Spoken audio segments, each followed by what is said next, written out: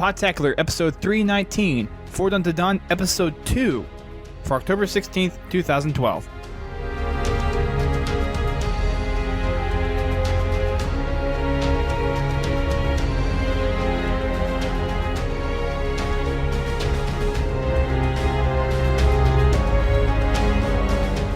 Hello everyone, welcome back to Podtacular, the unofficial Halo Universe podcast. I'm your host, Duststorm. I'm your other host, Brent Gamer. And with us this week is someone that I actually met at New York Comic-Con for the first time, and we actually used some of his content on our last Forward Unto Dawn episode, and he is HaloFanForLife. Welcome to the show. How you doing? I'm doing all right. How are you doing? Great, thanks for having me. Well, thank you for writing up a nice little review that we used on the show last time. Oh, no worries. Glad to do it. You've done quite a few breakdowns of the last one. I think you had, what, a 6-part breakdown? That's right, and look to have about 11-part breakdown for episode 2. So we have probably the best person right now to help talk about episode 2 of Forward Unto Dawn, which actually came out last week, and I was at Comic-Con. HaloFanForLife was at Comic-Con, and we did not have time to really sit down and do an episode, so we're doing one now. And I know it's a little late for you guys, but if you haven't seen it, or you kind of want a little analysis on what everything happened in it, then you've come to the right place. To start off, though, why don't you give us a little bit of information about yourself, HaloFanForLife, and kind of how you got started in with Halo and kind of what you do around the community. All right, well, I started playing Halo when it first came out, but I didn't really play it a whole lot, and at the time I was really into Star Wars, so Halo for me at that point was just kind of something on the back burner. I really got into it more when Halo 3 came out, and I went out and bought an Xbox 360, but I got the limited edition console, and at that point I was pretty much hooked. Last year I started the blog, HaloFanForLife.com. Hope you don't mind that shameless plug. Nope. Started that on September 25th last year. Just had the year anniversary, and I cover pretty much every and anything Halo, be it the games, conventions like we just did, with Halo content in it. Obviously the Forward Unto Dawn video. Toys is another big thing that I do. I review anything from McFarlane to Mega Bloks toys to Mini Mates and all of the above, essentially. Very nice. Any particular toy in particular that you really enjoy, or? Well, I'd say out of all the licenses that are held, there's 2 that I enjoy the most, and those would be the ones I've already mentioned, Mega Bloks and McFarlane. McFarlane is great for the realistic style, and Mega Bloks, well, I was always a fan of their competitor, who I'm not going to say, but... Legos. Sorry. Because yeah, I collected Star Wars Legos, which is interesting because you said you started off on Star Wars. That's right. And so, yes, that's and I had, Lego Star Wars stuff. And then when I saw Mega Bloks, I got the license for Halo. I figured I'd give them a try. I hadn't heard of them before, but I figured I'd give them a try, and immediately fell in love with their sets, and have been a collector of those ever since. And I just really enjoy the idea of being able to build with blocks and just create. And I work with my hands. I have a degree in industrial design as it is, so I am very much a hands-on kind of person. Very nice. All right. Sounds like you are well invested in the Halo universe now, then. Oh, absolutely. It only took you a year of blogging. Very nice. Well, we are more than happy to have you on the show. And as you guys already know, we are talking about the second episode of Forward Unto Dawn. Last week, we saw kind of an introduction of who Lasky is and overall Hastati Squad and some of the trials that they've been through with Lasky and how they're kind of ranked within the rest of the Academy. And this time we see a little bit more of a mature take of it. We're kind of out of this introductory phase, and we see a little more that's going on in between the members of a study squad and some more of the dynamic of what they're actually doing for their training. Similar to last week, the first scene that we have in this episode is flashing back to current day as if we're talking Halo 4, where Cortana is talking about her being without contact and without anyone to talk to for the 4 years and 7 months or so that they've been floating in outer space. And you can kind of get a sense that she is going rampant with having nothing to do but just think. Which is going to play a very vital role in the plot line of Halo. So if you haven't caught that already, that might be something you want to take note. But after that, we get a flash back to Lasky, and they're being waken up by an annoying alarm, and they're doing a drill to get prepped.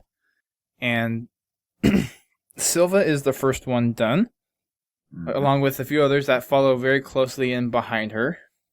They turn off all the lights, and so who's the Asian guy that didn't get dressed at all? Chen. Okay, so he fails miserably.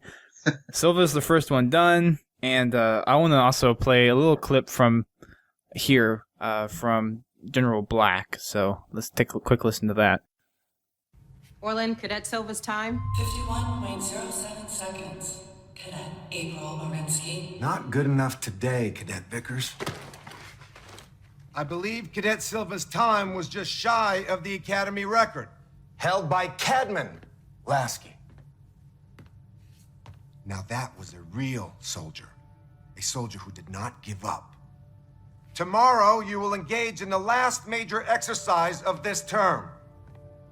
Hastati Squad's future at this academy will depend on its performance. So here we see a direct connection with Lasky and his bigger brother.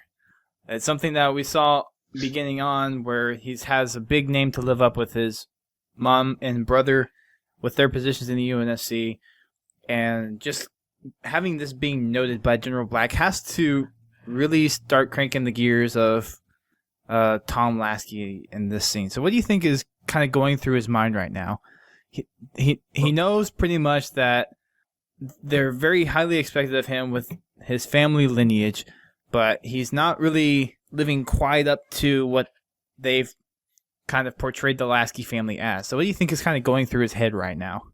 You can actually see it on his face. Oh, yeah, you can. Pretty much right after General Black says that, Lasky has a very serious look on his face, and undoubtedly he's starting to rethink some things. I mean, obviously he's got some conflict with what's going on with the way the UNSC is treating the insurrectionists, but now I think it's finally starting to seep into him that regardless of what he thinks, he needs to behave a certain way, and that seems to be showing up on his face.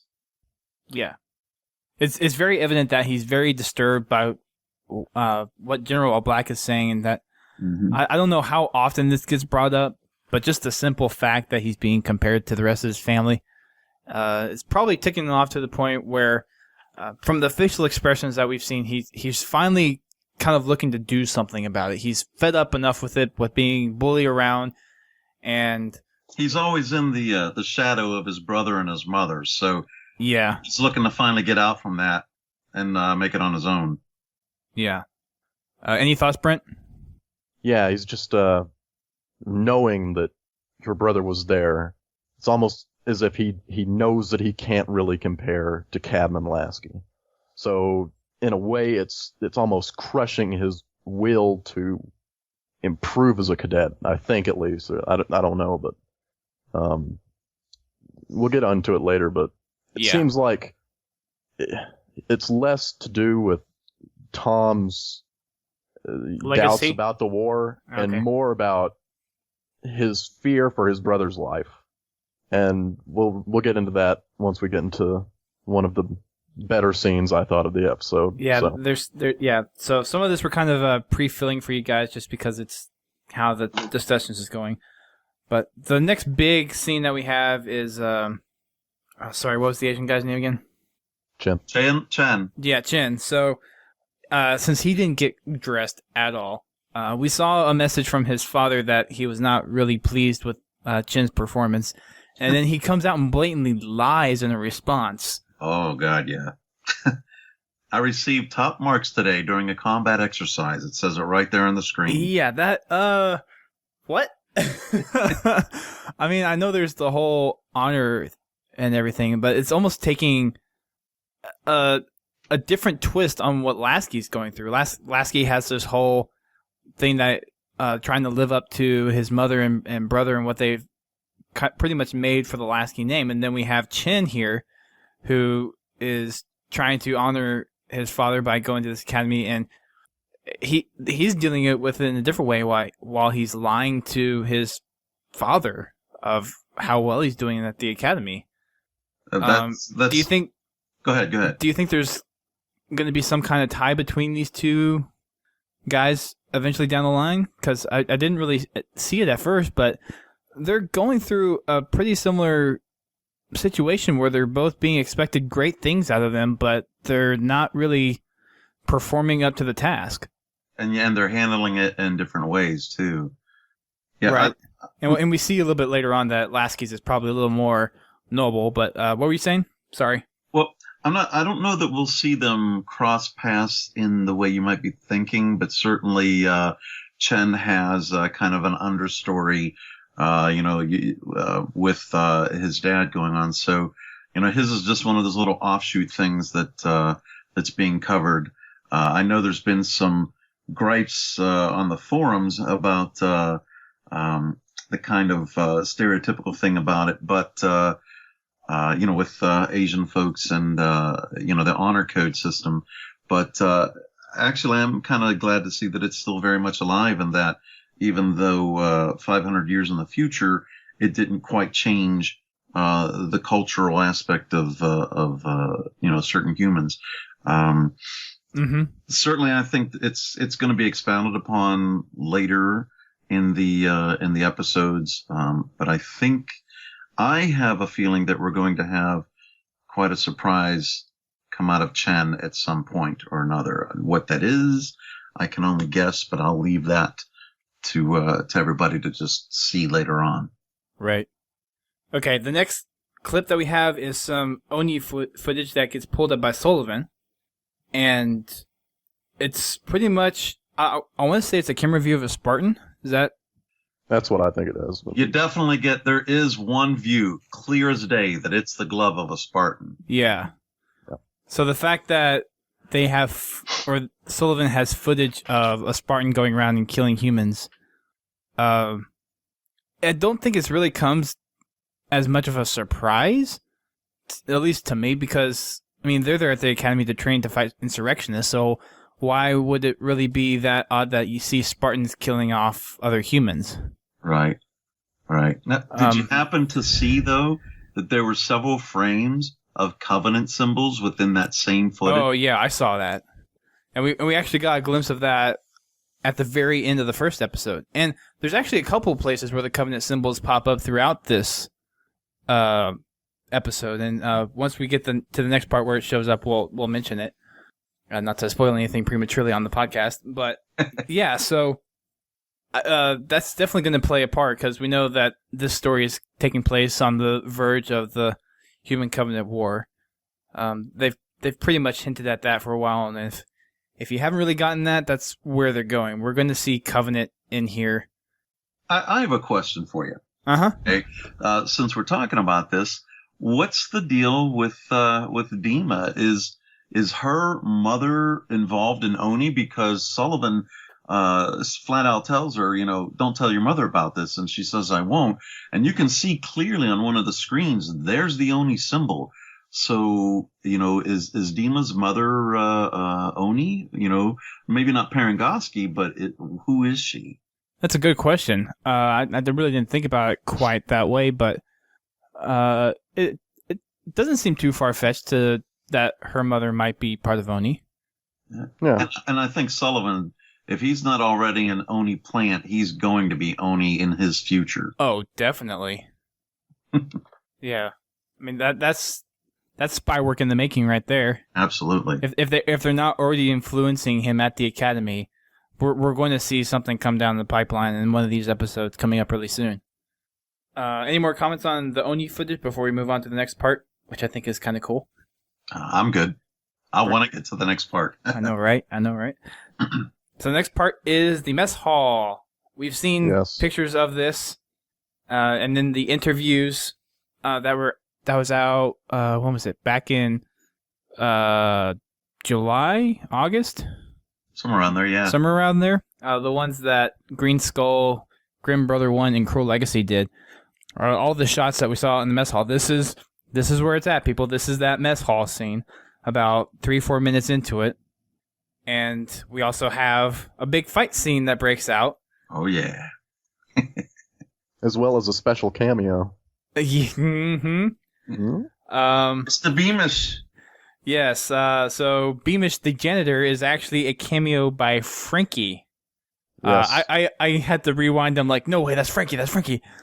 I'm like, oh, yeah, it is Frankie. I'm like, giddy as a schoolgirl over here. Oh, yay, there's Frankie.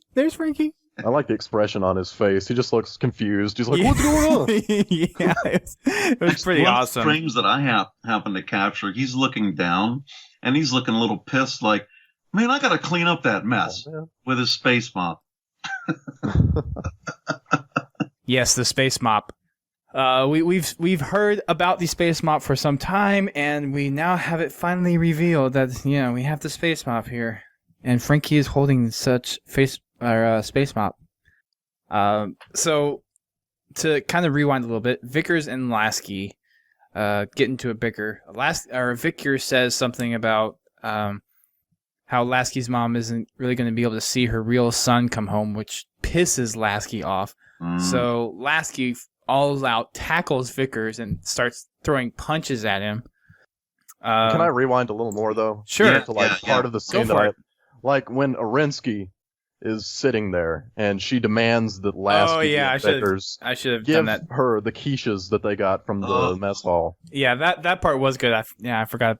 Sorry, I passed that part. For her, but I'll just hold off on calling that. So she kind of started the tension between Vickers and Lasky in that scene, and she was clever. It was dry, hard wit, but it was clever. Yes. Yeah, that part was good. But yeah, so after that is when Vickers makes the comment. Lasky all out tackles Vickers. Silva says, "Officer on deck." It's Mahaffey coming in to save the day, and takes Lasky away from the whole fight scene, and that will come up to our second clip that I want to play. Wait.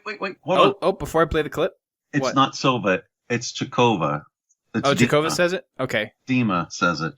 Okay. I'm actually looking at the frame right now. I'm going through frame by frame of the near 200 frames that I took of it as we're talking about this, so I can be sure of it.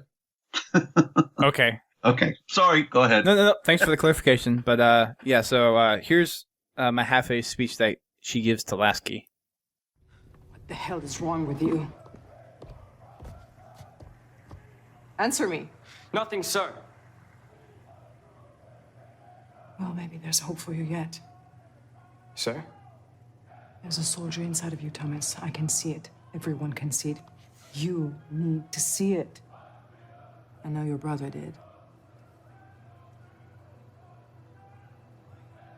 Yes, sir. Now go get yourself cleaned up before class. Axios. So here we see Mahaffey pretty much coming in, saving the day for Lasky. As we talked on the last show, pretty much one of the only people that really sympathize with Lasky and are kind of willing to stick their heads out for him and really try to help him reveal his potential at the academy. One of the big things here that we'll see on later is we start to see this change in Lasky, where he takes some of this anger and rage from being kind of tossed around by the other cadets and start to really focus on trying to be someone who he knows that he can be. Go above and beyond all the belittling by the other cadets and start to take to heart what some of the other people are saying, like Mahaffey and Silva, and actually step up for a change. Have you considered that? We know from the last episode, Mahaffey was under his mom, and it looks to me that there's a dynamic of Mahaffey being like a mother figure to Lasky since his mom isn't there, whereas Lasky's mom was probably a mother figure to her when she served underneath of her as well. Yeah, so we talked about that on the last show, actually, where Mahaffey, it seems like she almost feels like she's obligated to help Lasky get through the academy. Mm-hmm. Kind of like a godmother, in a way. Like Yeah. I don't know. It seems like she was kind of proud of Lasky in that scene. It did. For giving Vickers what he deserved. Because I think that was the important part of that scene, was that Vickers was, like, directly, just pounding away at his honor by basically saying that, first of all, his mom's only true son was Cadman Lasky, and second, that Cadman was going to get killed out in battle. He said something like, "Too bad your mom's only true son won't be coming back alive." And then you could just tell, like, the intense rage fill up in Tom before he, takes the elbow to, Vickers' face. Yeah, that was pretty much like the last straw that he was willing to take about being smacked down by the rest of the cadets. Well, I think it was even less about being smacked down by the other cadets. It was just that, you don't mess with his family, especially his brother. Right. And he's already got, severe issues with worrying about his brother dying. He keeps getting these videos from his brother, out on the battlefield, and you can tell that he's depressed when he's watching them. Well, we'll see that he's especially depressed later on in the episode. But was there any other elements of the speech that Mahaffey gave that really stuck out? Nothing else really stuck out to me other than the fact that she's kind of reinforcing the fact that she sees potential in him and that he really needs to explore it and kind of look within himself to find that leadership role. She basically said, "You got some of that badassery inside of you, Thomas. You just have to let it out. Be the soldier you were born to be." Exactly. That's the line. Yeah. So, moving on then, this is where we see, leading up, yours actually would have been a nice segue, Brent. This is the scene where we actually see Tom's brother right after his drop into Arcadia, and he's surrounded by his squad mates, and they're telling a story of when they first dropped and him getting a nickname. And at the end of it, he's pretty much feels ashamed almost. Or that's kind of one of the emotions I come across. He's feeling really bad that he's letting down him and his mother for what they've kind of made for themselves, and he just kind of feels like he's not good enough after seeing the video from his brother and that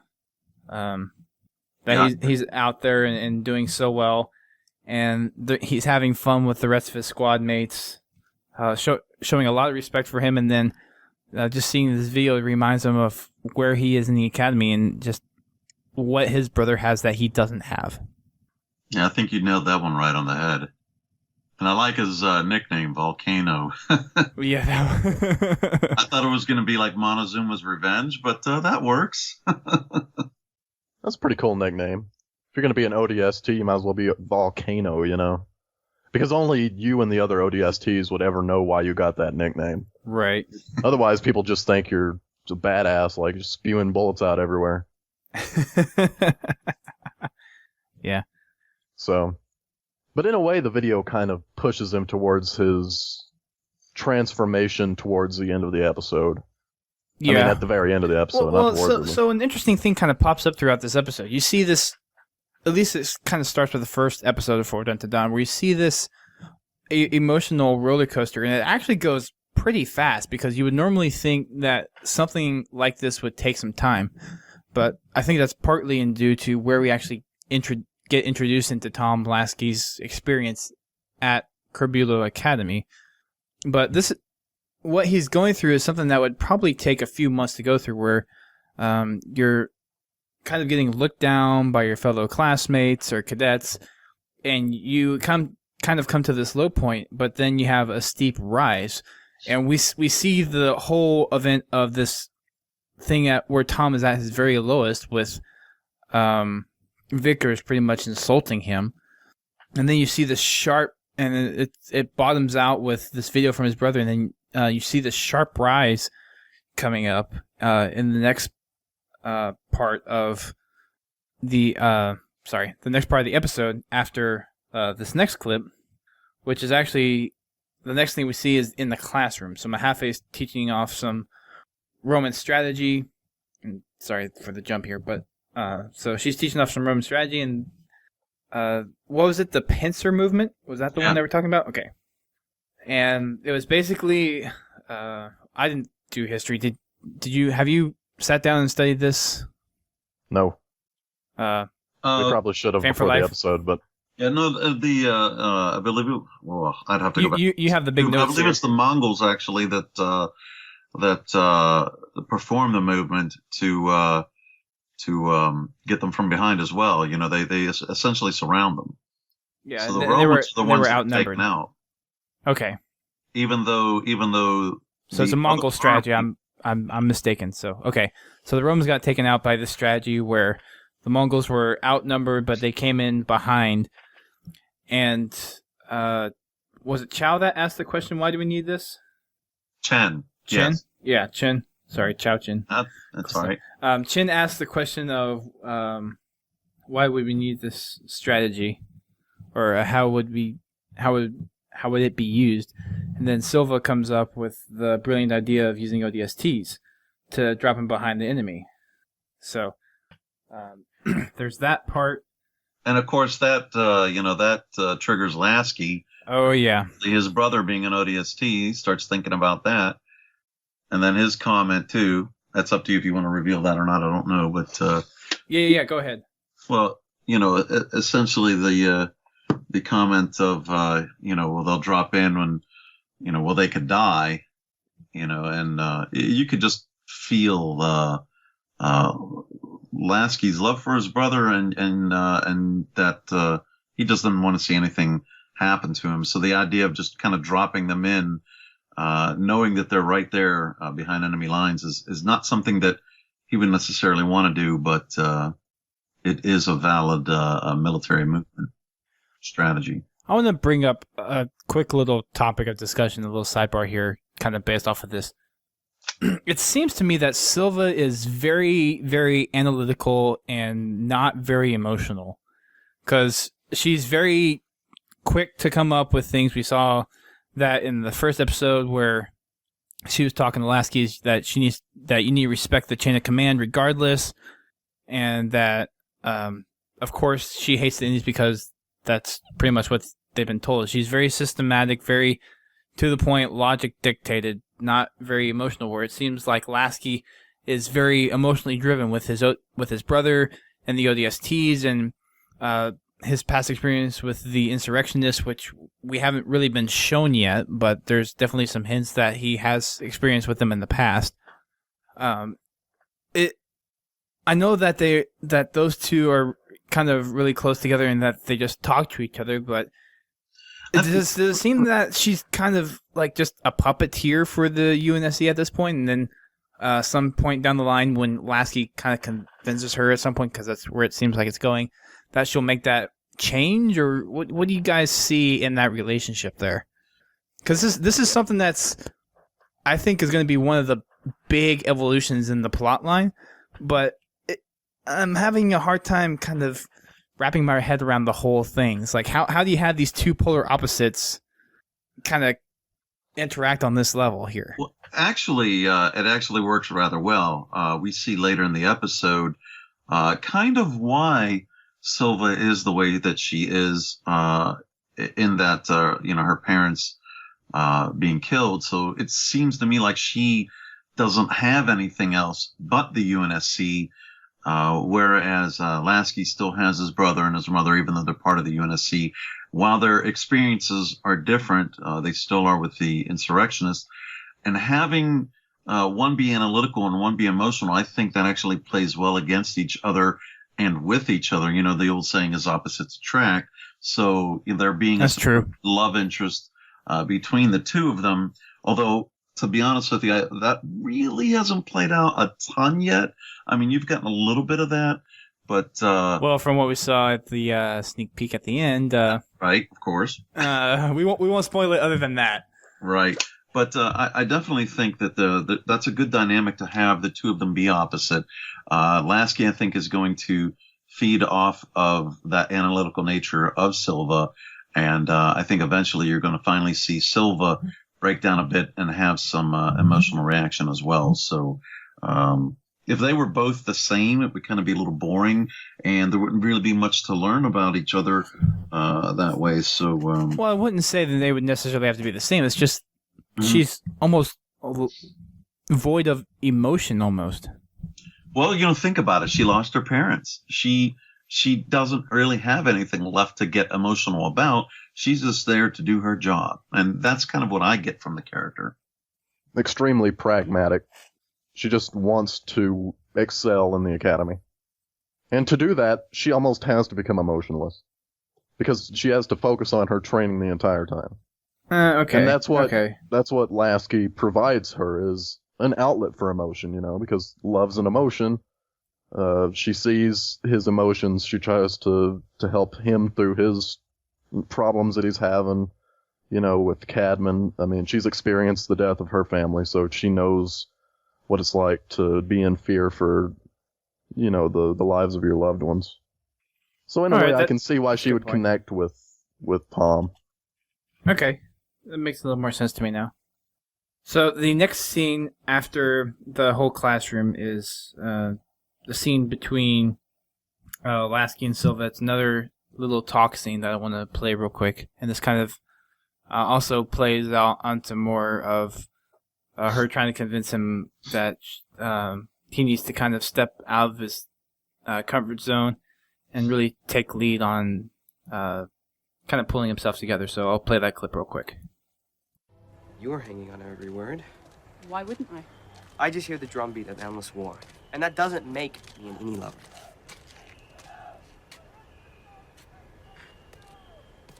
Tell me how wrong I am. Look, you want people to change? You want this war to end? Yeah, of course.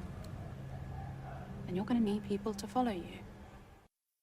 So that's a quick and short clip. That's pretty much the turning point for Lasky from what we've seen from this episode. It's the point at which he's getting out of this low and starts to take a commanding lead and kind of just taking matters into his own hands.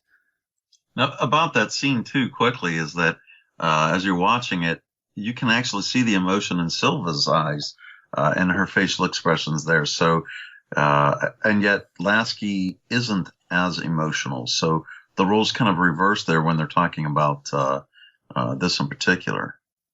I don't know if you caught that or not, but it seems like she's a bit more passionate when it comes to talking to Lasky. Yeah, talking to Lasky in particular. All right.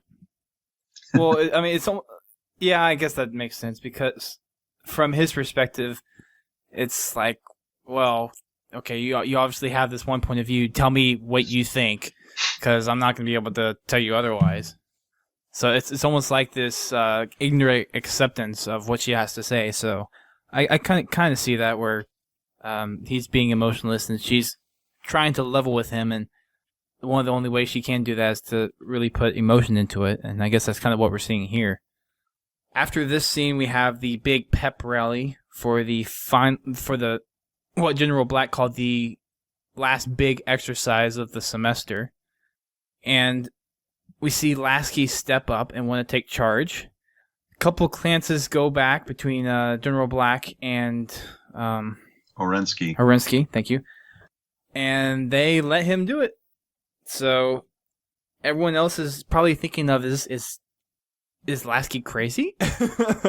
Because at this point from the first episode, what we saw Lasky do was completely out of line, disobeying his commanding officer at the time, and getting himself killed. So you have to think that the other cadets are like, he's going to royally screw this up. We're screwed. Mm-hmm. You can see the look on Silva at first, like she at first seems a little surprised and then happy with the fact that he steps up. And then you get that look on Vickers. He's just seething, he's just, if he could kill him right there, he would. Yeah. And we didn't really get a good look at any of the other ODST cadets, but there has to be similar thoughts going through their minds. It's like, Lasky's going to screw this up again. right? I mean, Yeah. I think they're all a bit worried. Yeah, we'll see what happens here in a few minutes. The next thing we have is them going to bed before the big day, and then there is the zoom in on the what is there a name for that passage? Which passage? The one that's above the beds. Because we saw the full thing last time, and you actually pulled it out for us. Right. Thank you. That's fine. Is there a name for that? Because it zooms in on the part where it says "Together we rise." I'll tell you what. If there isn't, how about we make one? It's the Forward Unto Dawn pledge. Well, is it basically like the CAMS motto or something? The Corbeilo Academy. Right. It seems. Or is like, it something for the UNSC? Like a UNSC motto? Because it seems very UNSC-like. Definitely. And we kind of mentioned that on the last podcast. So it's almost like a some kind of motto, or maybe even like battle cry for UNSC or something. I don't know. It could be. It's kind of long to be that, but. But it focuses on the part in there where it says "Together we rise." So it's pretty much playing on the fact that Lasky's going to rise up and take his squad and hopefully into victory with what's coming up in this last exercise. After that, we see all the cadets preparing for battle. They have cryo injections, and we have the kind of the montage of seeing all the burns and bruises that Lasky has gotten from all the cryo training. There wasn't as much emphasis on how he was affected by all of this in that scene. I was a little surprised by that. What do you guys think? I mean, it was nice that they overviewed it, but I would think with how much they kind of enforced it in the first episode, they would have kind of played on it a little bit more. Right. They seem to invest a little bit of interest in it in the first episode, and so to see them just kind of gloss over it in the second episode, yeah, that did surprise me a little bit. I thought we were going to see more of that play out. You see the doctor giving him the injection, and I thought they would have had a little dialogue there, but it didn't happen. So yeah, that was a little surprising to me. So I actually want to go back and play a clip from the debrief that they gave. And actually, this happens after the whole cryo injection part. So sorry for getting you guys confused if I accidentally did that for you. But I wanted to play this debrief clip of the exercise they're about to go into.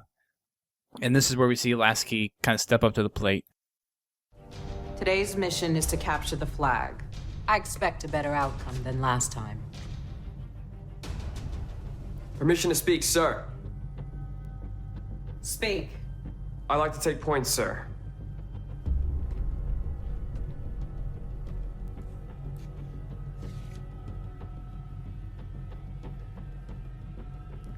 Okay, Lasky. Let's see if you still got it in you. But for your sake, you better hope you can pull some magic out of your ass, so you'll be running tour for the rest of the year. Understood, sir. So that was the bit that we were talking about where we see Lasky step up. Sylvia kind of have this proud look on her face, and Vickers is like, oh, crap. Yeah. Right? Yep. Well, I'm surprised he didn't object. Permission to speak, sir. Mm-hmm. Like, permission, please.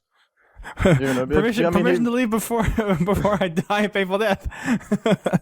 Because, their entire combat grade is going to be based on that. If it's like the kind of final exam for that term, and they had already alluded to the fact that it was, the biggest military drill of the year, and Tom had already messed up the last drill.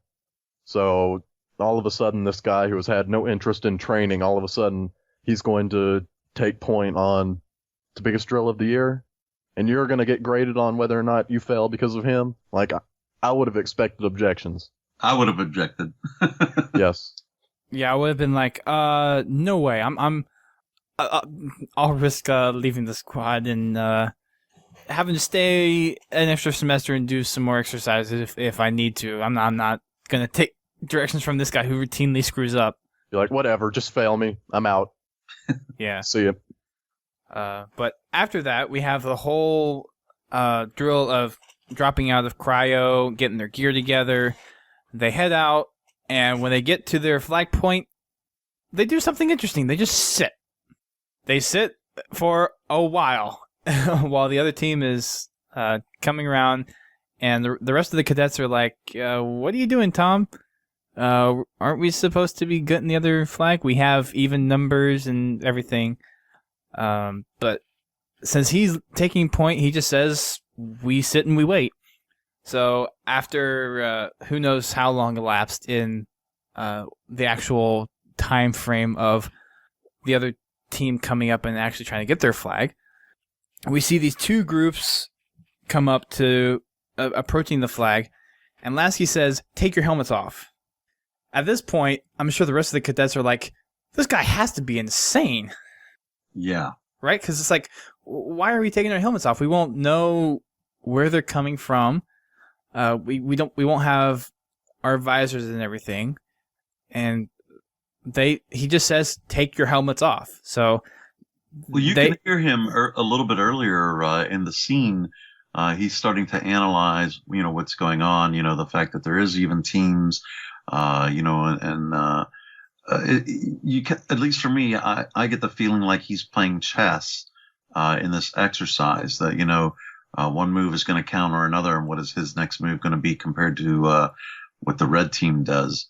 And you can see that kind of playing out. Then what I was surprised at is that there wasn't some kind of stop in this exercise and seeing Orensky pop out somewhere and saying something like, that's an illegal move. You can't take your helmets off. I was a little surprised by that, that didn't happen, but the way it plays out, though, is brilliant.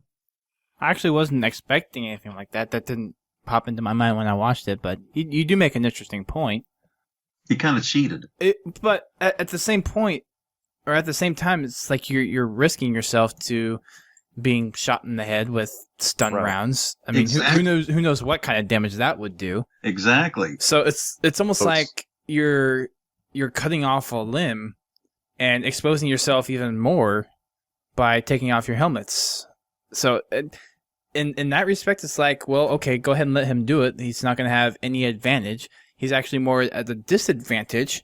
But it actually turns out to be an advantage for him, because when the other two squads of the other team come up, all they find are helmets on the ground, because that's the waypoints that are showing up on their visors. And they're decimated.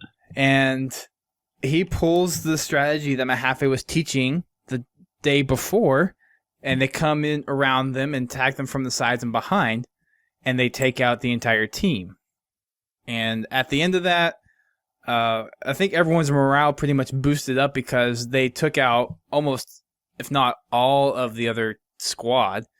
And then you see Lasky running for the flag, but it doesn't quite turn out the way you expect. He freaking collapses. Thunk. We see him running, and it's like it goes into slow motion. You can just see it's like he's about to go down. And I have a feeling this is probably because of the cryo stuff. Yeah. Although, being that late after the cryo drop, because I'm assuming it's been possibly 30, 45 minutes since they've been waiting there for the other squad to come. And then going for the other flag, I find it a little out of place, but it doesn't seem too far-fetched that it has to be an effect of the cryo training that they're going through, because that's been the big thing that's been pushed since the first episode, is that he's kind of being adversely affected by this whole cryo training process. It's not just the burns, though. Remember that, he's got pain other places, that are directly a result of the cryo treatment. So it's not just the burns per se, So I can see his muscles kind of weakening out at that point. And it could also be a psychological thing that it's like, oh, finally, I've done it. Here I am. And that exhaustion all of a sudden just hits him right then. Right. And this is obviously something we're not going to be able to see until the episode comes out later this week. But it does pretty much. We're probably going to see a speech from General Black in the hospital by Lasky's bed. It's like, you pulled a crazy move, son. And I don't think we'll see General Black say that he's impressed or proud of what Lasky did, but we'll probably get a subtle hint that he's kind of like, that was a brilliant move. Mm. And then we'll see dialogue between Mahaffey and Lasky, and then Silva and Lasky's, and we'll have those relationships be more explained in the next episode. And then and we won't go into this too much, but if you saw the teaser for next week, we see some alien stuff happen. Something dropping. Possibly. All right, so that pretty much wraps up this episode of Fortnite to Dawn. Is there anything else that you guys saw that you want to address before we finish the show out for good? I think we covered pretty much all the major plot points in here. Yeah, no, I think, we definitely have covered that. I'm trying to quickly go through here. Yeah, that pretty much covers everything. I think it did a good job of getting all the scenes covered, explaining them all. Awesome. That's what we like to try to do here. Again, sorry guys for making this out late. I've been at Comic-Con, so I didn't have a chance to really sit down and record anything. We have quite a few shows coming out this week. Tomorrow you will hear our book discussion. We are doing, actually, the night that we recorded this, we're doing another recording with a couple other people talking about the first 6 books. So you'll have that discussion to listen to tomorrow. And then we're going to be talking about the bulletin on the next day, and then we're going to be talking about the next Fortnite to Dawn episode the day afterwards. Ooh! So you're going to get podcasts 4 days back to back this week. Back to back to back. Back to back to back to back. There you go. So just a heads up for you guys. I know some of you really like having all the content. Some of you just like having the short shows. At least for this one, we keep it short, and this one's about 45 minutes. So hopefully it's bearable for you guys. Our last one was about 40, so I think we kind of did well with this one. There's a little more to talk about just because the story has evolved since it was for the last show. But I think we covered a lot of good points, and major thanks to you, HaloFanForLife, for being able to come on and kind of help us dissect this. And we would be more than happy to have you on for some of the next ones. I would be more than happy to. Thank you very much for having me. Yeah, thank you for coming. Thank you very much for coming. Thank you. Go ahead and plug your website, Twitter, and what else? Sure. Well, you can always find me in my blog, which is HaloFanForLife.com. On Twitter, just search for me at HaloFanForLife.